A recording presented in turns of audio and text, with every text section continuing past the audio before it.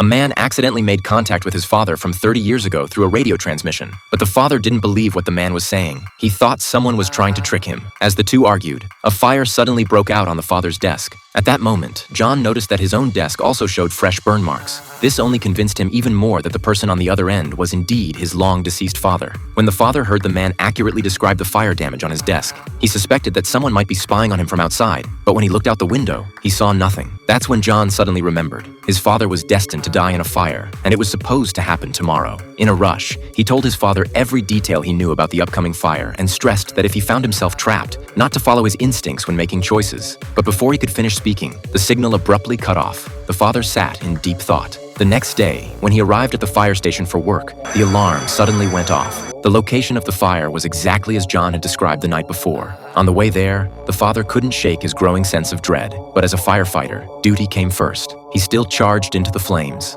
After rescuing a young girl trapped inside, he reached a fork in the corridor. One path led toward roaring flames. The other was choked with heavy smoke. Instinctively, he chose the smoky route. But after just a few steps, he remembered John's warning. He quickly turned around and headed straight into the flames instead, where he discovered a hidden escape route. Using it, he managed to get out safely. At that same moment, while having drinks at a bar, John was suddenly flooded with new memories. Reality seemed to blur. In a panic, he asked his friend whether his father was still alive. The friend told him that his father had passed away from lung cancer 10 years ago. Hearing this, John was filled with mixed emotions, grief and joy all at once. He rushed home and got on the radio again, this time urging his father to quit smoking. Having narrowly escaped death, the father now fully trusted John. After they said goodnight to each other, the father went to the hospital to visit John's mother. But they hadn't been talking long when John's mother, who was a nurse, happened to notice an intern administering the wrong medication to a patient. She quickly intervened, saving the patient's life. Seeing that his wife was busy with work, the father simply waved goodbye and left. That night, John had a terrible nightmare. He was attending a funeral, and the deceased was his mother. He jolted awake and immediately called her, but the phone went unanswered. Panic set in.